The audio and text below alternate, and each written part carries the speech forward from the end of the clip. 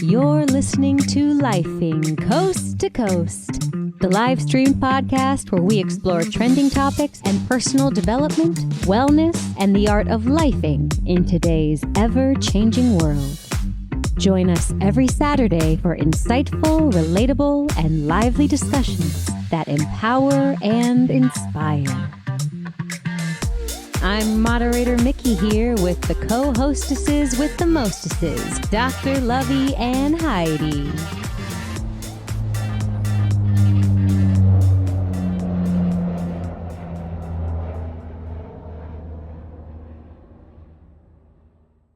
Welcome back to Lifing Coast to Coast.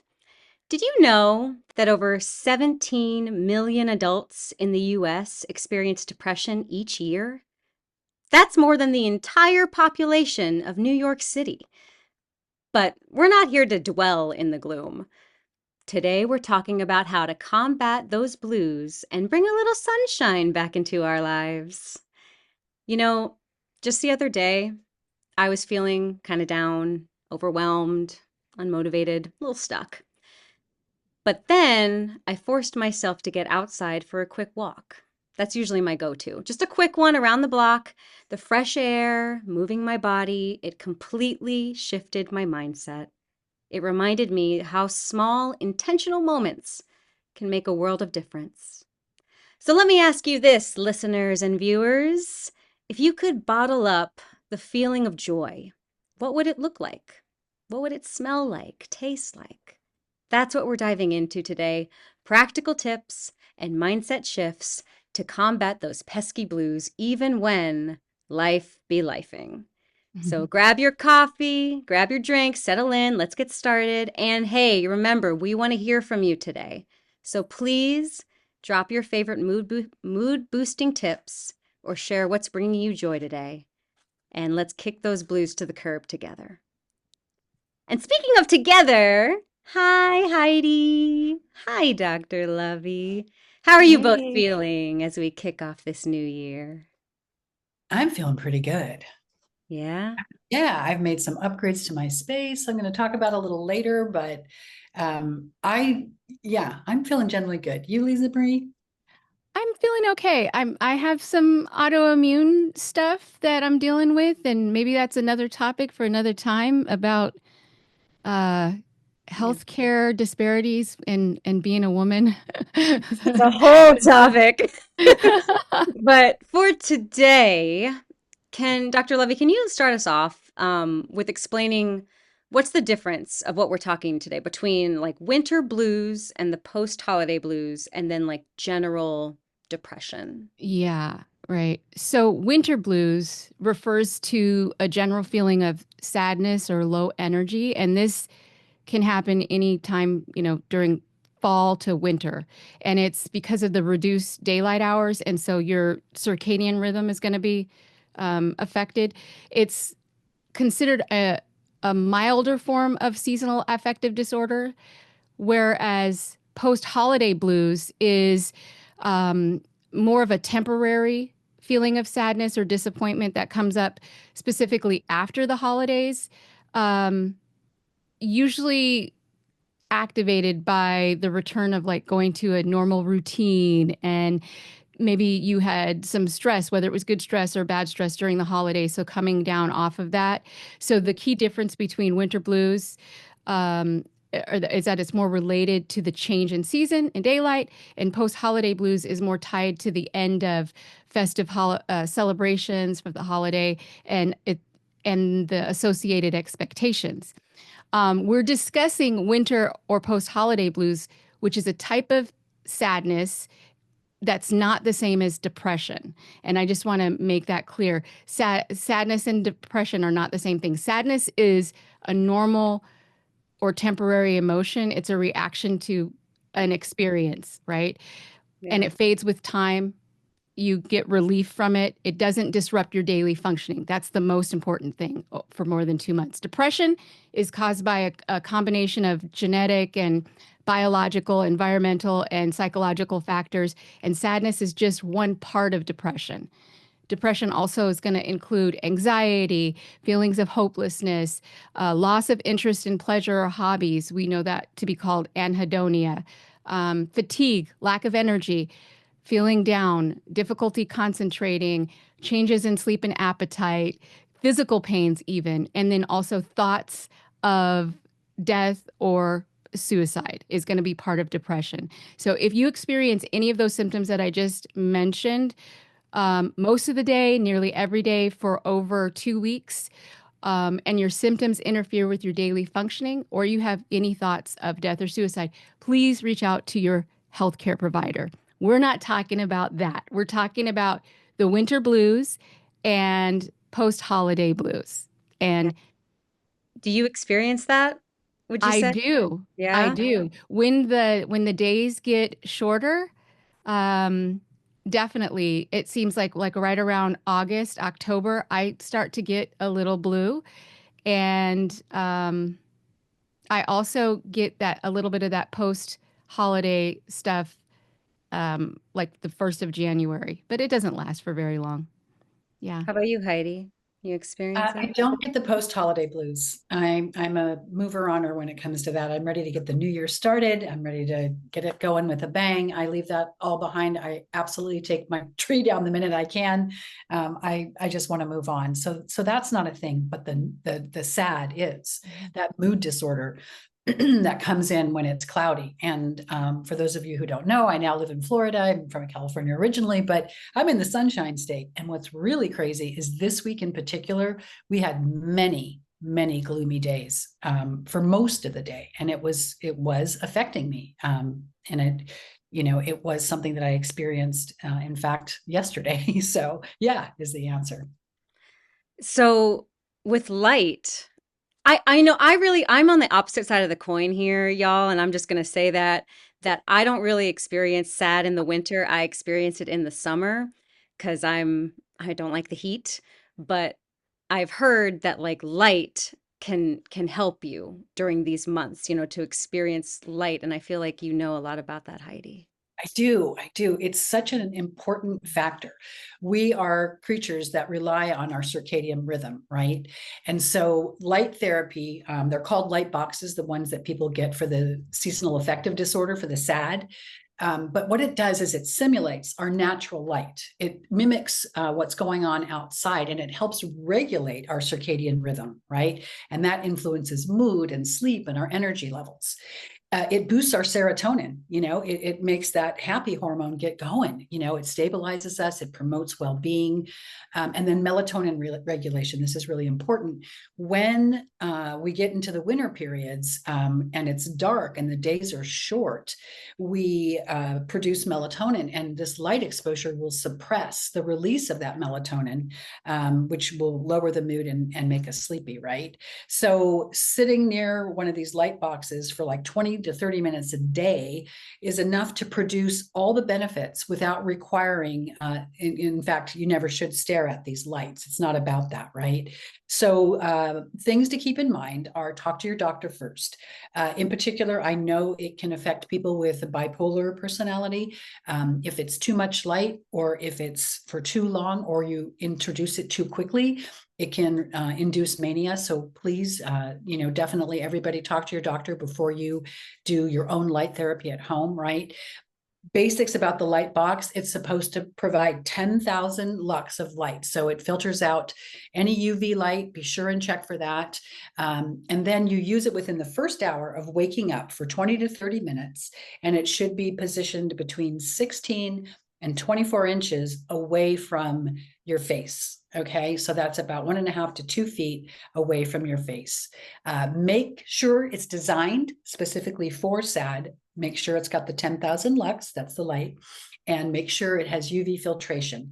I found one, and Miki, if you would share the link to the one that I found, it is available on Amazon. It's a couple $100. I know that sounds like a lot, but to be in a better mood, come on now. But it doesn't have any UV. And UV lights are not, that's the kind that damages our skin, but more importantly, it will damage your eyes. So you don't want, you want UV filtered or ones without UV light. So there we go. That's what the That light box does. It's so cool to think that there's like an actual tool that can create fake light. I'm wondering if anybody listening has used anything like this before. I know this from an episode of Broad City. I don't know if either of you two have watched Broad City, my favorite show. The millennial expert is here to say that Alana did a joke once about finding like light therapy through like aluminum foil, and it magically worked and cured her mood. But every time she would close the aluminum foil, she'd be sad again. That sounds like placebo to me. That was placebo. Um, I know that if you can't afford getting a light and you are experiencing the blues from, having less daylight, I think one of the most important things that you can do is get up as soon as the sun comes up and get, 10, 15 minutes in the sun. If it's too cold to go outside, then go to a window or something. Just try to get that light. I know I'm like, you know, a lot of you out there, I am a night person and I just have to try to make sure that I get 10, 15 minutes in the daylight. And it is harder for me in the winter because if I'm getting up at 10, 9 in the morning and I'm working right away, I'm not in the sun. And then by the time I get off of work, it's already nighttime. So I'm not getting any daylight. So just making sure that you get up that 15 minutes early and get in the sun. That I think that's going to be really helpful. I love that you talked about how you're a night person because I know that, and I'm a morning person. I know Heidi is too.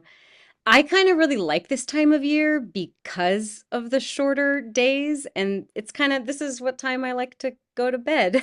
Or, is like when the light goes away at like 5 p.m. I don't know. People always complain that it sunsets too soon, and I'm just like, I love this because it's time for me to go to bed. Yeah, well, sleep is important. It Yeah. really is. And I know that my sleep probably affects it a lot, the my mood. I if I don't get enough sleep. I am good with, 5, 6 hours, but most people should get about at least 7 to 8 hours of sleep at night. Let me Oh, ask you then both. yeah. Go ahead. Go ahead, I was Heidi. going to ask how many hours of sleep y'all get every night. Like I'm eight. 7 to 8. 7 to Yeah. 8. That's good. That's Yeah. good. We're good sleepers. Yeah. But I'm And gonna Mickey's point about the morning stuff, real quick, I too, I don't care that the sun goes down earlier. People start talking about that. I'm like, what's the big deal? So here's my thought, since we're morning people and we're not affected by that, and we're not everybody, we're just me and Mickey. But as a night owl, Dr. Lovey, a creature of the night, aren't you happier when the sun's going down sooner? Isn't that a thing? No, I'm not. oh. Yeah. It's just my circadian rhythm. And I have a sleep disorder. I mean, that I've been dealing with my whole life, but my circadian rhythm is just a little different. Even when I try to go to bed at midnight, I usually don't fall asleep until about 2:30 a.m.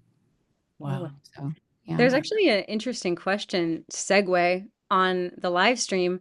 Someone asked, "Is there such a thing as too much sleep?" I wonder if they're being ironic. No, there is a such thing as too much sleep, and that actually is a sign of, being depressed. And if that lasts for more than a couple weeks, that's a sign of winter blues too. I mean, people gain weight, they sleep a little bit more. But if it's lasting for more than a couple weeks, then it might be important to talk to your doctor to see if you might benefit from the light therapy that Heidi was talking about, for Mm, sure. yeah. Yeah. So let's talk about some more ways to combat the blues, to fight the sad. We talked about sleep a little bit. I want to ask Heidi, what is your go-to when you're feeling down? What's your number one go-to thing that you do to put yourself in a better mood? Are you talking about like quintessentially what I would do on a day Yeah. if I had to? Oh, yeah. Well, if I had to make myself feel better, I would go to a nice hotel. I would check into said hotel and I would go to the spa and do as many things on the menu as I could. I would spend the whole day indulging in what people would call extreme self care. So that's what I would do. Heidi is our sovereign queen of self-care. What about you, I love Dr. that. I Lovey? actually went on a cruise by myself once. I was actually depressed, and my husband and I were like, you need to go you need to do something. And I was like, maybe I'll check into a wellness treatment center or something. And I found this like last minute cruise, and I was like, you know what? I think I'm just gonna go. And it was really cheap. And I went by myself on the cruise and had the spa treatment that Heidi's talking about. I mean, I did it all and didn't have to worry about anything or anyone. I wasn't responsible or accountable for anything. It was great. It was great. That is Quick, cool. did that rejuvenation carry over when you came home? It Was did. that the break you needed? Yeah. Yeah. It really did. It really Cool. did. Yeah. Yep. Absolutely. Absolutely. I Mm. would say though, if I had to talk about what I would do on a daily basis, something like besides going on a cruise or going to a spa, probably moving my body for a few minutes. You all know I have a little rebounder, which is a mini trampoline, and you. A lot of times, what we do is we think, "Oh, I got to set aside this 30 minutes or this hour and work out every day." You know, after I've been sedentary all day, it's actually better for you to take snack bites of activity, 10 minutes here, 10 minutes there. So I'll get up on my rebounder and just bounce for 10 minutes. Sometimes I'll go for a walk, get in the sun. Those are my go-to. I know that when you are feeling down or blue or it's too cold outside, it's hard to convince yourself to move, but it will make you feel better. Isn't depression treated, and isn't the best optimal treatment It of is. depression actually exercise beyond anything that you can get from a pharmacy? Absolutely. I actually read some control studies that were not published. And the reason why they weren't published is because they came out by some of the pharmaceutical companies. And they were looking at some of the different antidepressants, all three classes of antidepressants, versus placebo versus exercise. And exercise, actually, physical activity is what they called it, did better than the placebo and the antidepressants. The thing is, though, is when you're depressed, it's really hard to convince somebody to get up and move. So sometimes the antidepressants can help, get you to that place where you can get going. And sometimes people, like I said, they have the biochemical stuff going on and they might need medication. But yes, exercise is the best cure I for once sure. heard that a way to trick yourself and get out of bed is as soon as you wake up, just put on your shoes. Put on your shoes. And then it like, tricks your brain into moving. Well, I hope you guys Yeah. can't hear that. In coaching, we call that a structure. So we have like resources, structures, supports, right? So if you're trying to train yourself to do something like that, putting all of your gym clothes and your shoes like right beside the bed, or doing something like that, that would be a structure. So that's a great structure, Mickey. Put on your gym shoes like right away. Yeah, that's great. Yeah, I love that. And I do it. And I started doing it, oh gosh, probably about 18 months ago. So my nightstand has a little shelf at the bottom by the floor. My shoes live there. And then my little hamper's over here. And on top of that is the yoga pants, the socks, and the shirt. And they're there every night when I go to bed. And in the morning, if it's an exercise day, I get up and I get right into those clothes before I make coffee, before I do anything. So yeah, that structure is, it's everything. Without that structure, I know I wouldn't exercise half as much as I do. Have you Yeah. guys heard of this 5, 4, 3, 2, 1, go? Oh, yes, That Mel that Robbins. Mel Robbins? Yes, yes, yes, yes. Okay. You're laying on the couch. You're feeling bluesy. You don't want to do anything, but you have things that you could do, or don't should on yourself, but you'll say should do, right? Those things. All right. What if it is the dishes? Nobody wants to do dishes, even on a good day, right? So you're lying on the couch. Oh, 5, 4, 3, 2, 1, boom. You pop off the couch, you go and you just get the dishes done. What does that do? It gives your brain dopamine. It is a sense of accomplishment. It's like, damn, I did the dishes. This is great. You can get back up on the couch if you want to, but chances are that will be the impetus for you to go on and do something else on that little list. So, Love that. Let's talk about food, mm. nutrition. Oh, What are some foods that can help boost your mood? So Lovey? yeah, there's supplements, there's foods. If you can get it from food, better, better. Of course, like we said, sunlight, omega 3s, your B complexes, but there are foods that also boost, those feel good neurotransmitters like dopamine and serotonin. We bananas, avocados, nuts, seeds, Cheese? probiotics, Is it cheese. cheese? Cheese, for everyone who doesn't know, cheese is like my number one food group. That's the only food group I I subscribe to. thought mine is chocolate. I love chocolate. When I am down, I am one of those people who doesn't eat. But I can always get milk chocolate, and I'll be good with that. But I'm not an eater when I'm sad. I usually end up losing weight. But um, yeah, chocolate is probably my biggest comfort food. But I think that, it's rich in certain things that our body needs too. So yeah. For me, during the moody blues, during those wintry days, I just want comfort food. I want warm, I want casserole, I want cheesy, I want creamy, I want soupy stews. Those just really, give me that sort of sense of, yeah, okay, I'm hunkered down here. It's winter and I'm gonna have a bowl of yum. So I know everybody's different there. You know what, though? When I think about like food that's comforting to me, probably Eritrean and Ethiopian food. Mm, That's my go-to comfort food. Yeah, for sure. I love For Ethiopian sure. food. Spicy, yeah. Injera, the bread, yeah, everything. Yeah. That can bring me out of feeling blue for sure. Thing. Yeah. So we've got light therapy, either Hmm. getting outside, getting in the sun. We've got exercise as your number one BFF during this time of sad and or even, post-holiday letdown.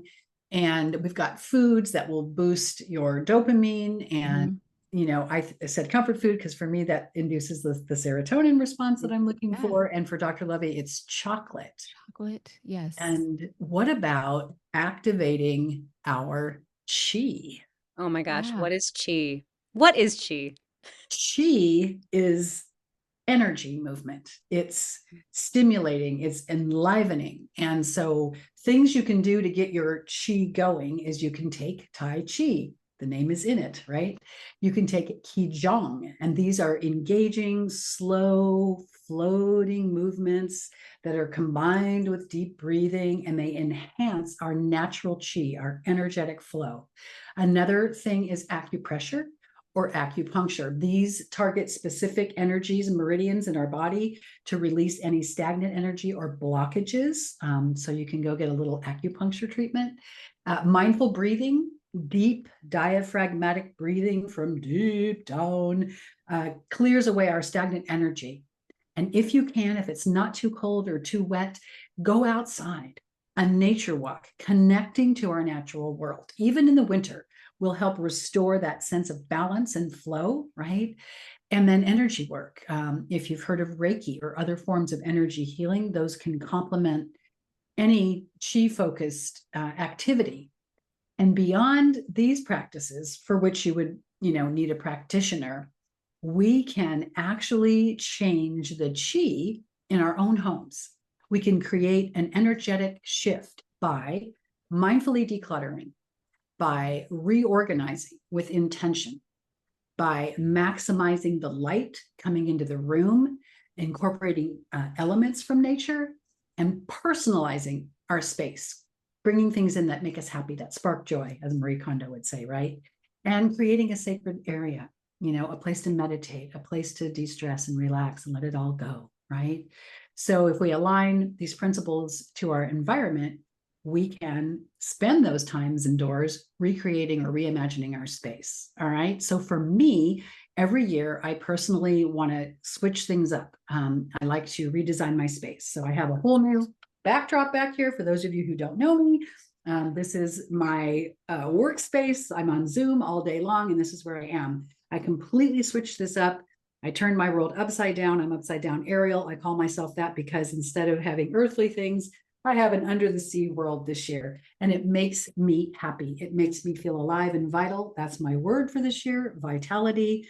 And let me show you what else I've added in to this space to create a new sense of energy and enliven my chi. Right now, I'm walking around the corner from my desk and I'm getting over to my standing desk. We're I getting am, into I know, I'm standing at my standing desk treadmill combo, which I just got a week ago. And here is the good news. I sit in my chair from at least 8 to 10 hours a day. And now this week alone, this 1 week alone with this new device, I have been walking over 10 hours in this 1 week. 10 hours that I'm up and out of my chair and walking. That truly gets the energy going. I'm doing the physical fitness without having to go to the gym. This little baby that I upgraded my space with came through Amazon in a box. My husband set it up and it was under $300. A really cool thing to do to change the energy. All right, what else have I done? I'm going to show you in my office where I spend the majority of my life. That's just true. I upgraded my space and I have this whole cool living room area. I'm going to show my you. God. I'm going to show you what I got. All right, I'm off of my treadmill. I'm over here. I've got a lot of my favorite books. I've got a plant. I've got a bigger plant, and I've got this wonderful seating area. This cozy nook is the place that I go when I want to be away from my desk, and I still can sit and read. I can respond to clients. I can cozy up and relax with a good book. I can get out of the frame of mind of whatever I've been working on, and I can actually kick back. I love being It's able, so cozy. and I don't even have to leave this I room. love that. It's really made a major difference in my overhaul. And then when the nature elements come in, I'm just going to show you one of my favorite things this year. As you know, Under the Sea, my theme is shells. This is a cowrie shell.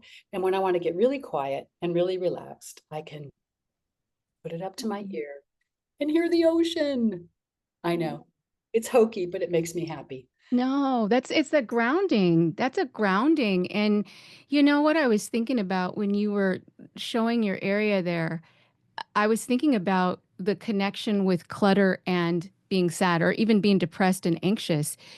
Clutter actually can increase our cortisol levels and it can lead to us feeling like we're in constant low grade fight or flight. And it gives us that cognitive overload and it can lead to feeling sad. So cleaning out the clutter, I think that's huge. And having that space and like you putting the shell to your ear and listening, going out and putting your feet on the ground barefoot in the That's sun, you know? I mean, you just gave me a lot of ideas, Heidi. This is great. yeah. There's a couple questions actually I want to pause real Okay. quick on all of our tips. There's a couple questions in our live stream. So we're talking about cognitive distortions and things like that. There's a question on Facebook. What if nothing is working? You know, what if you feel like just nothing is working? You try all the things, resting and dealing with, should all over ourselves, dealing with ants. What would you say to that person who's been trying and nothing's working? Yeah. Well, the Socratic questioning we've talked about before, asking yourself if what I am thinking or believing is there any evidence that supports this? What are the facts? What evidence is against it? Is this a belief that's been passed down to me? If it is, was it from a credible source? Like questioning those thoughts. And then there's something else that we didn't talk about, and that's gratitude.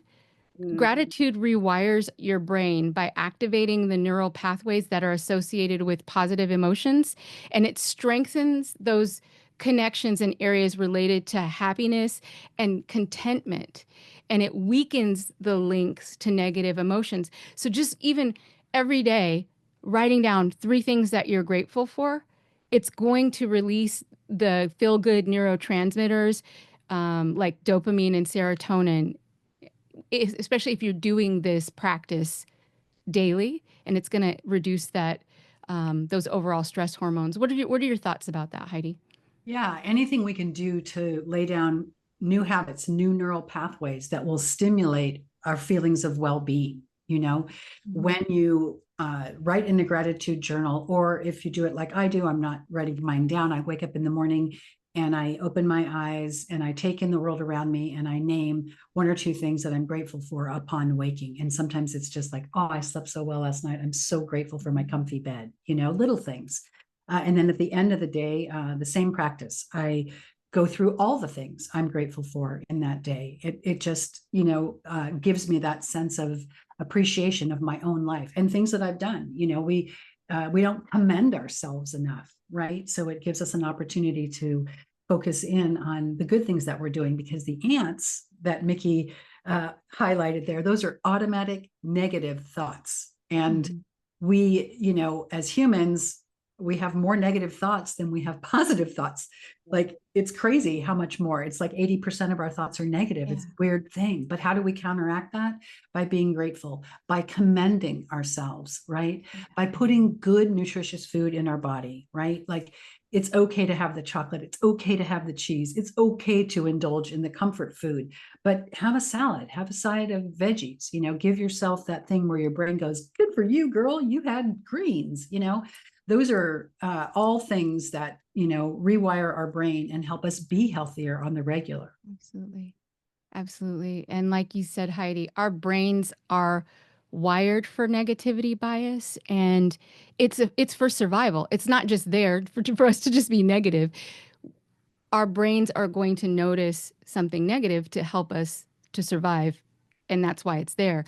But our brain is overdoing it, right? And we're not usually in a place where we have to worry about lions chasing us and things like that. So the gratitude. There was something else that you mentioned before, and I don't know, something about doing stuff for other people. Um, Oh, yeah. Like yeah, doing good deeds. Oh, yeah. Doing good deeds. That's an incredible source of a rewarding energy, right? We feel like, oh, it opens our heart space, that giving place. And when I was doing a little research for this topic, I started looking into, like, what cool things are kind of new that, of course you can do games and puzzles. We all know about those things. Read a good book, the usual suspects that people will tell you to do when you're stuck indoors. But so I did this thing, and it turns out, for something new and innovative, maybe that you haven't tried, there's an app for that. All right. So the Always first, an app for everything. always an app. Exactly. So the first one that I found is called Peak, and it's brain training, right? And this allows us to use the slower winter pace to improve our cognitive skills. Use them or lose them, people, right? So you can download this app to use your brain better with these fun, stimulating games and workouts.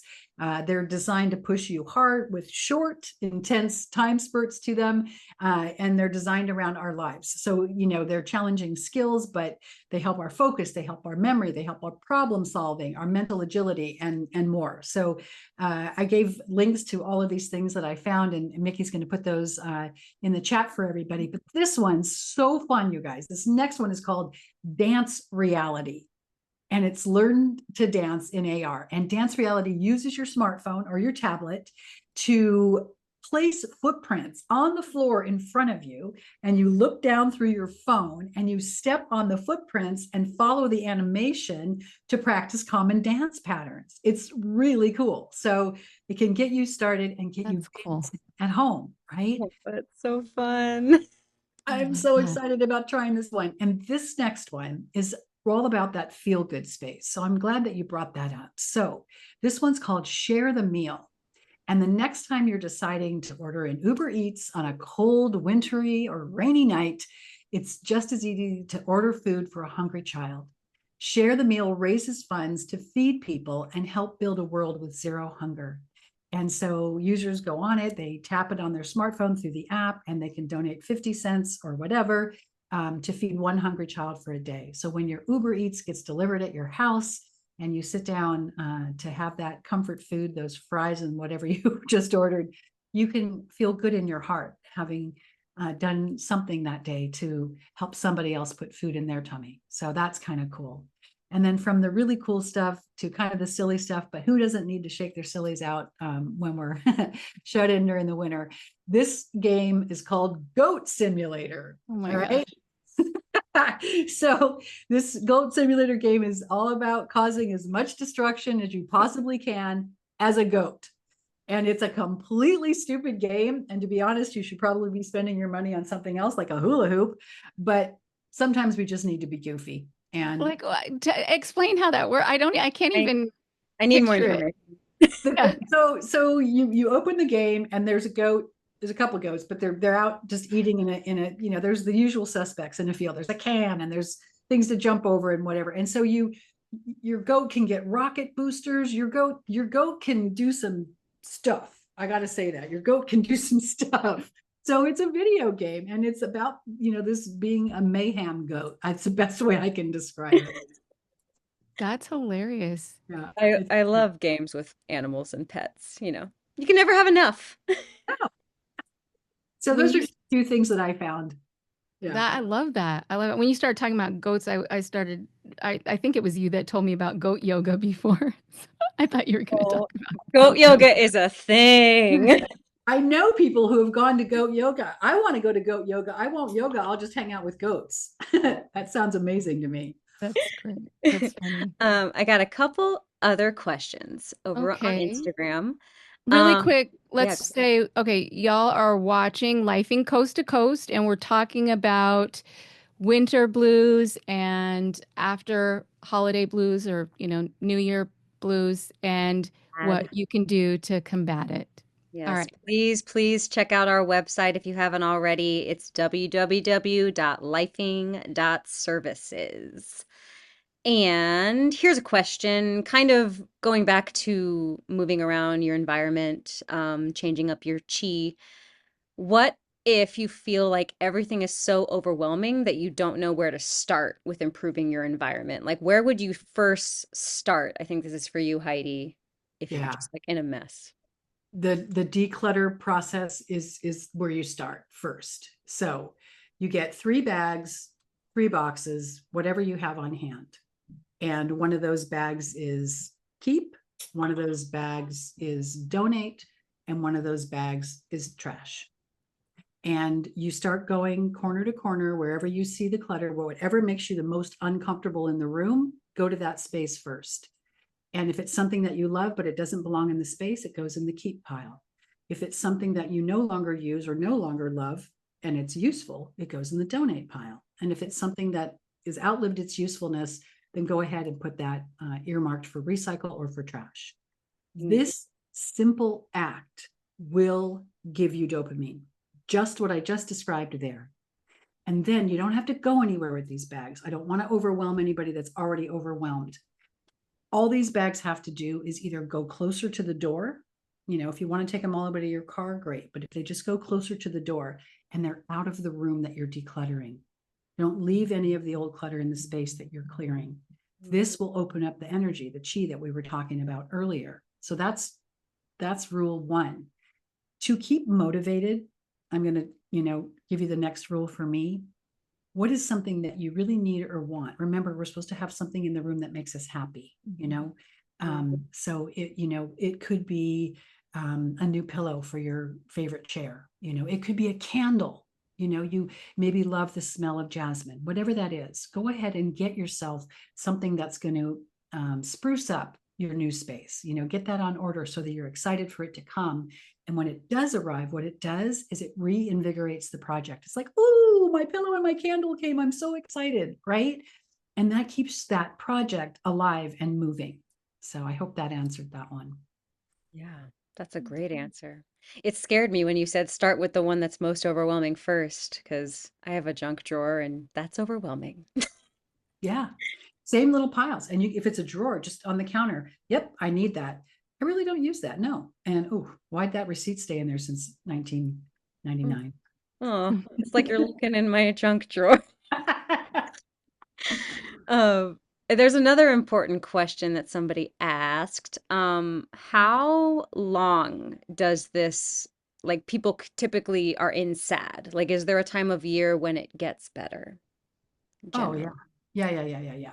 So I read something interesting. It's called Blue Day, and it's the saddest day of the year, and it happened already. You guys were through it just just so you know, we already made our way. It was on Thursday. It was January 16th, and it's Oh, the saddest day of the year because of the light, the weather. There's all these things, and it is like the perfect amount of time from the end of the holidays to maybe not working so hard on those New Year's resolutions where we kind of throw in the towel and whatever. But typically when the weather starts to shift again, and Dr. Lovey, I want you to weigh in here, naturally that whole light thing starts to change and we start to feel better. However, take it away, doctor. Yeah. Well, it's normal to feel a bit off, even if you don't have seasonal affective disorder. It's normal to feel a bit off during the winter months, um, like we talked about, especially because of the holiday stress being over, the excitement's over. You're starting to feel the void, and then also, like we've been talking about, the days are shorter. Our circadian rhythm gets off, and if you notice this pattern every year, talk to your provider, your healthcare provider, because the light might be beneficial for you that Heidi was talking about. And if this is the first time this has happened, second time that this has happened, and it's lasting for more than 2 to 3 weeks, go see a healthcare provider. Any time that you are experiencing these kind of blues for more than 2 to 3 weeks, there's might be something else going on. If it's affecting your functioning, there might be something else going on. So Yeah. I would like to ask the listeners if there's anybody listening right now, um, if you've noticed any changes in your mood this holiday, post holiday season. And what yeah, might that be? Yeah. Elaborate if you can.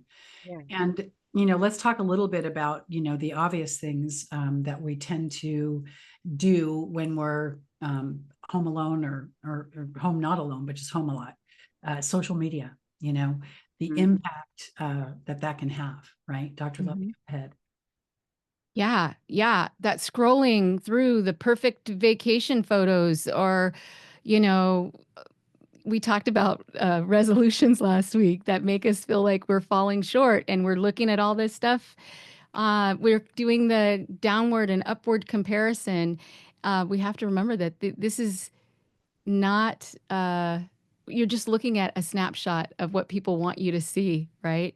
And then also media, the news, Yeah, there's you so know. much bad news recently. hmm Yeah. it's good to stay up on what's going on in the world, but too much of it is not healthy. It just you're it's skewed, first of all, because not everything in the world is going to be negative, but that's what they're going to mostly report on the news, right? And so you're constantly hearing these negative things, and it's going to change your neural pathways. Yeah. Yeah.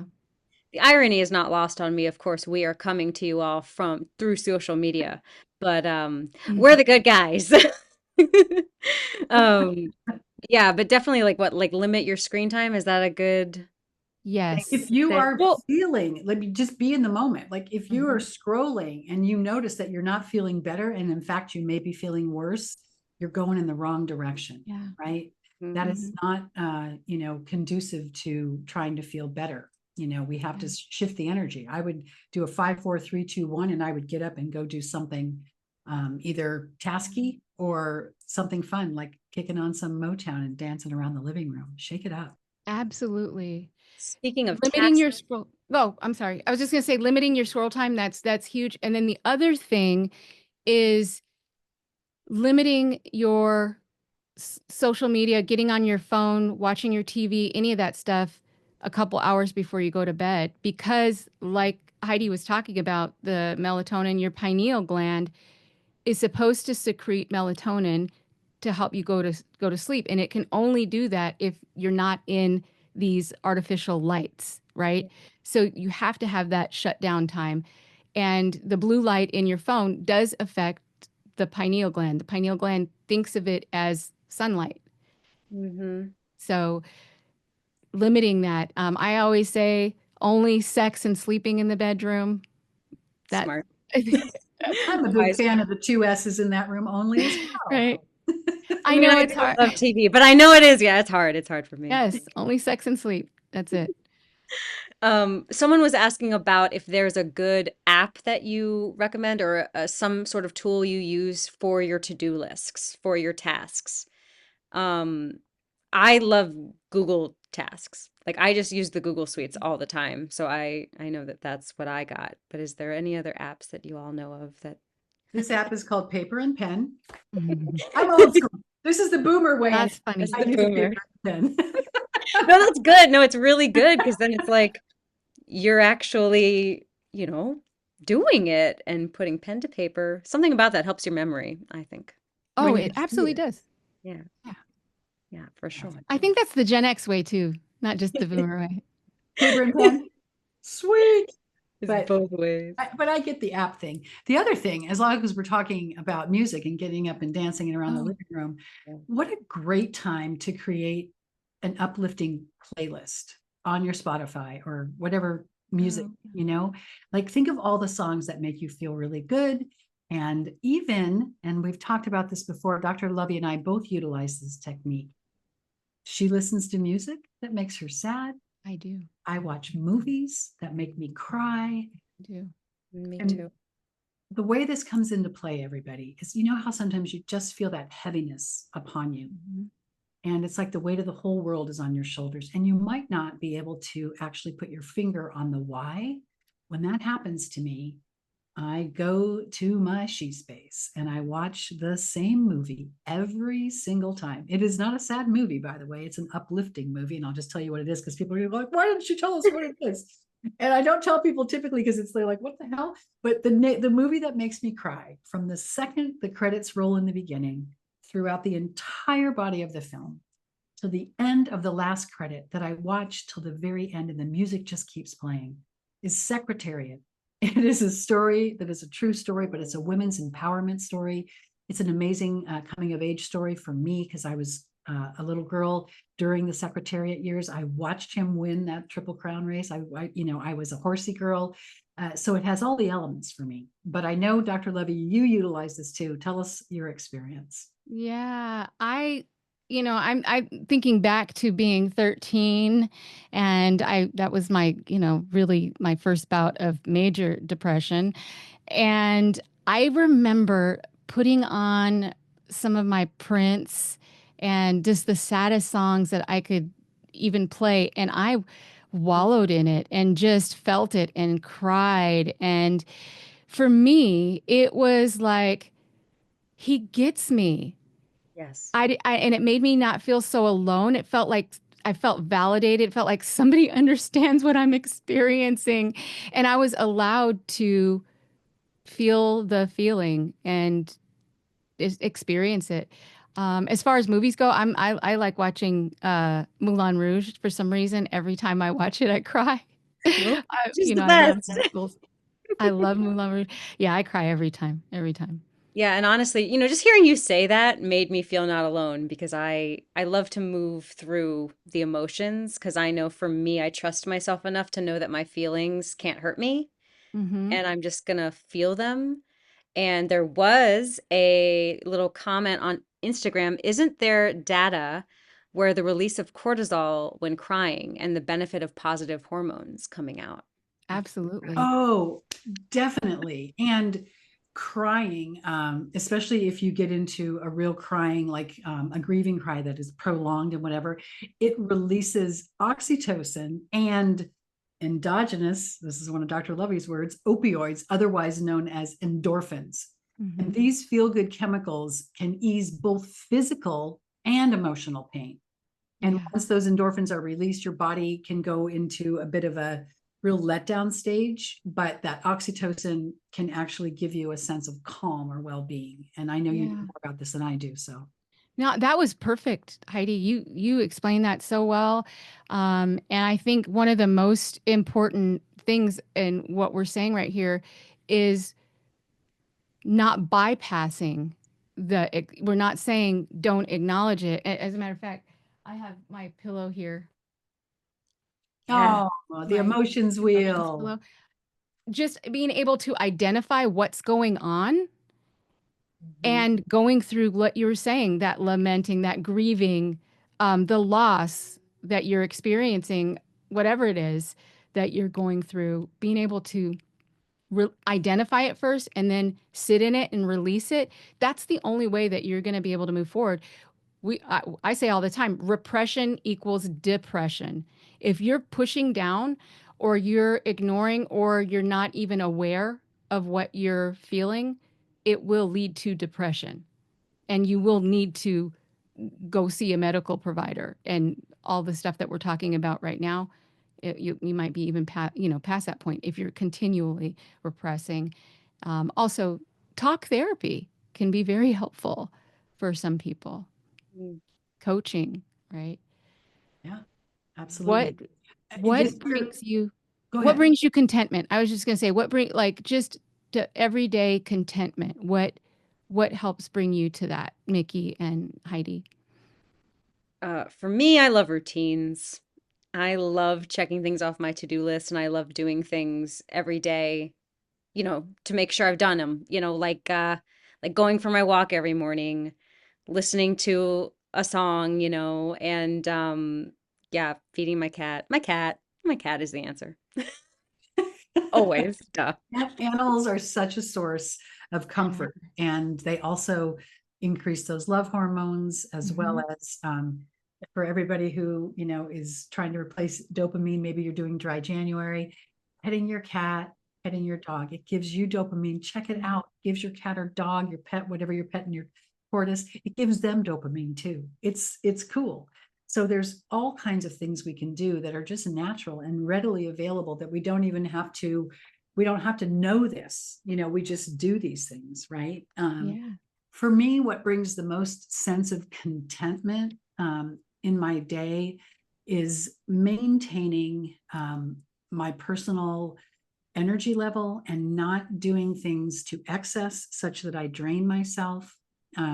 If I do, then I'm like everybody else. I'll be mad at myself. I'll beat myself up a little bit. I'll have some of those automatic negative thoughts. You did it again. Hmm. But I try to strike a balance. I try to strike a balance with the amount of exercise that I get, with the foods that I eat, with my interpersonal relationships, keeping it real. And sometimes keeping it real, everybody means having the hard conversations, as well as just, hugging your honey, right? So I think that is what, I don't do it actively every day consciously. It's just what maintains my level of well-being and contentment. Mm, yeah. Connection, laughter. Yeah, someone said Yes. that, like, connecting with friends. Okay, so speaking of this, how do we connect if we have to be virtual and indoors during these Mhm. winter months? I feel like Dr. Lovey, I think you have some stories about what you've done in the Yeah. past. Yeah. Well, Heidi mentioned this, and so did you, Mickey, about connection. People with partners and pets. I don't know. Partners and pets, they live longer, they're healthier. So there's something there. And I was thinking when you were talking about um, connection, about COVID and how we stayed connected during COVID. A group of friends, people that are in the same spiritual organization as me, and other friends in family in other places. We did a few different things where we connected virtually, and there have been studies that have shown. Heidi mentioned oxytocin. That's the love hormone, the bonding hormone that's secreted when you give birth or when you nurse your child, when you make love, you know it also, when you connect with people, hug people, it's released.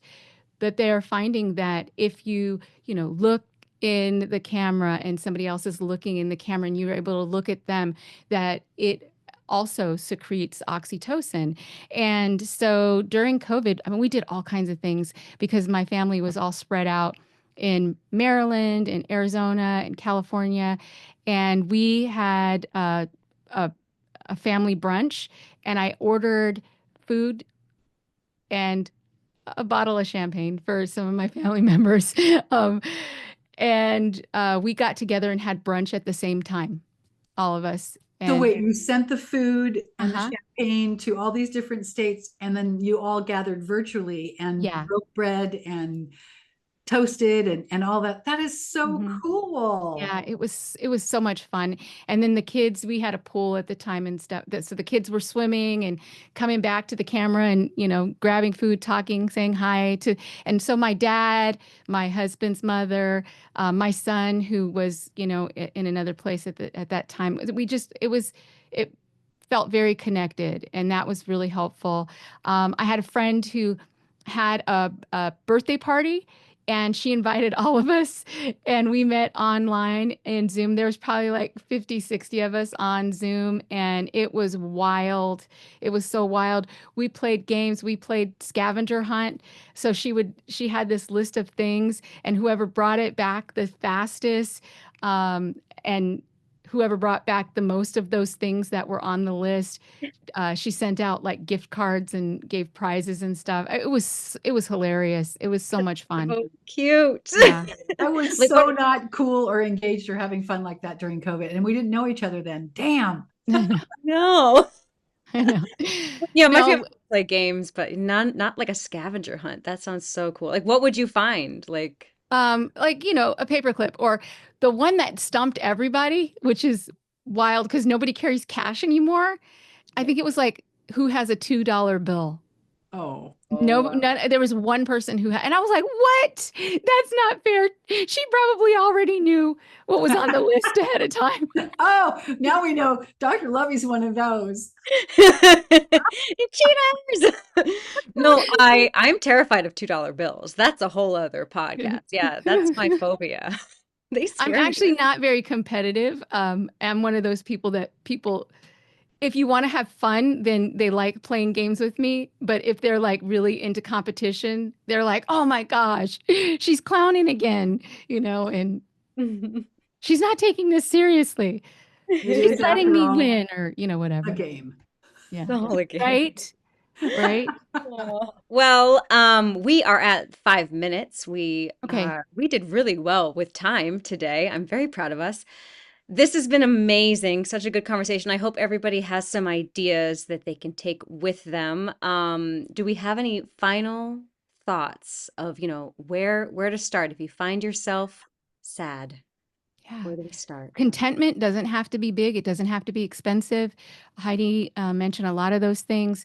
Taking time to dance, listen to some music, revisit activities that you loved doing when you were a kid, the creativity, the playful side of yourself. Sing, paint, build something.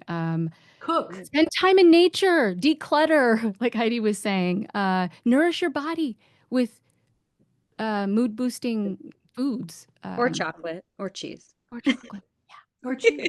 And then Someone have did more say tea. cooking. Do you guys have a go-to recipe that you cook? Well, I That's I did say comfort food, didn't I? yeah. So the quickest, easiest one, there is always the ingredients for in my refrigerator anyway, is pasta carbonara, which Ooh. requires just some spaghetti noodles, Mhm. eggs, Parmigiano Reggiano, that would be the cheese. Parmesan cheese is fine. And pancetta or bacon or vegan bacon, you can do that too. It's that smoky flavor that the dish requires. But that is rich, it is creamy, it is delicious, it is satisfying. And I have never made that and not have everybody say, oh my God, I want this again. So that would be, I think that would be my number one comfort food recipe. Yeah, Chocolate. chocolate. Just chocolate. No recipe, just chocolate. You just eat chocolate. Stay connected, like we talked about. Even if it's co-watching a movie at the same time while you're on the phone with a friend, do something, stay connected, reach out. And it is Gratitude. hard to reach out when you are feeling low. Mhm. I've been there. I know what that feels like. Reach out to that person. In my case, it was during COVID, my bestie, because I knew that she could hear me be low. I knew that she could hold me in that. And I knew that I had been there for her in her low. So it was this invitation for me to get outside of myself and just call her up and go, I am just really suffering. This day just sucks. I cannot with this, and I could just drop all that down. So connecting on any level, even if it doesn't seem like it's going to be great, is better than suffering alone. Yeah. First thing when you wake up, expose yourself to the sun in some kind of way, or get a light, like Heidi mentioned.